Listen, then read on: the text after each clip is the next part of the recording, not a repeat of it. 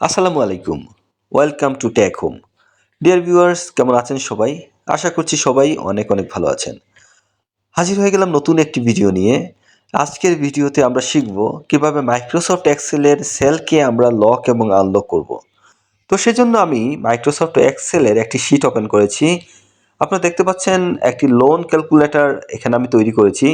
এখন এই লোন ক্যালকুলেটরের যেই সেলগুলোতে আমি ডেটা ইনপুট করব, সেই সেলগুলোকে আমি আনলক করে রাখবো এবং যেই সেলগুলোতে আমি ফর্মুলা ইউজ করেছি, সেই সেলগুলোকে আমি লক করে রাখবো।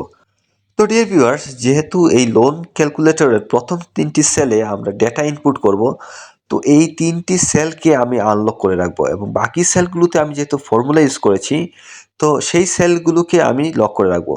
তো ডিয়ার ভিউয়ার্স, দেখতে পাচ্ছেন যে আমার ইএমআই সেলে আমি কিছু ফর্মুলা ইউজ করে রেখেছি এবং বাকি যে সেলগুলোতে সেগুলোতে কিছু ফর্মুলা ইউজ করা আছে।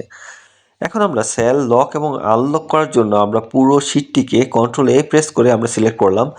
তারপর হচ্ছে কার্সরের ডানে ক্লিক করে আমরা যে ফরম্যাট সেল অপশন আছে সেখান থেকে আমরা প্রোটেকশন অপশন থেকে আমরা লকে ক্লিক করলাম। এখন এই লোন ক্যালকুলেটরের প্রথম যে 3টি সেল, এই 3টি সেলকে আমরা আনলক করার জন্য এই 3টি সেলকে আমরা সিলেক্ট করব। তারপর আমি কার্সর ডানে ক্লিক করে আমি ফরম্যাট সেল অপশনে যাব। তারপর আমি সেখান থেকে লক তুলে দিচ্ছি, অর্থাৎ আনলক করে দিচ্ছি। তারপর ওকেতে আমি প্রেস করব। তো ডিয়ার ভিউয়ার্স, এখন আমি পাসওয়ার্ড দিয়ে আমি শীটটিকে লক করে রাখবো। তো সেজন্য আমি রিভিউ অপশনে গিয়ে প্রোটেক্ট শীট, সেই অপশনে গিয়ে আমি এখন এখানে পাসওয়ার্ড ইউজ করব। তো এখানে কিছু পারমিশন দেওয়া আছে, চাইলে আপনি এই পারমিশনগুলোকে কাস্টমাইজ করেও আপনি শীটটিকে লক করতে পারবেন। তো আমরা যেইগুলো ডিফল্ট সিলেক্ট করা আছে আমরা সেগুলো রেখেই আমরা পাসওয়ার্ড দিলাম। এখন আমরা কনফার্ম পাসওয়ার্ড দিয়ে আমরা ওকেতে প্রেস করব। তো ডিয়ার ভিউয়ার্স, আমার প্রথম 3টি সেল ছাড়া বাকি সবগুলো সেলই লক হয়ে গিয়েছে। এখন আমি প্রথম 3টি সেলে ডেটা ইনপুট করছি। দেখতে পাচ্ছেন আমি খুব সহজেই ডেটা ইনপুট করতে পারছি। কিন্তু যখন আমি 4 নম্বর সেল অর্থাৎ ইএমআই সেলে ডেটা ইনপুট করছি, তখনই আমার কিন্তু একটি মেসেজ শো করছে, অর্থাৎ এই সেলটি যে লক করা সেটার একটি মেসেজ দেখাচ্ছে। তো একইভাবে আমি বাকি যে সেলগুলো আছে সেগুলোতে যখনই আমি ডেটা ইনপুট করতে যাচ্ছি, তখনই এই সেলগুলো যে লক করা সেটার মেসেজ দেখাচ্ছে।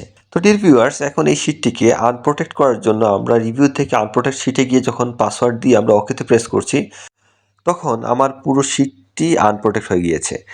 এখন আমি শীটের যে কোনো সেলকে আমি ডিলিট করতে পারবো। যেমন আমি ইএমআই যে সেলটি আছে সেটাতে যে ফর্মুলাটা দেওয়া ছিল আমরা খুব সহজেই সেটাকে ডিলিট করে ফেলছি।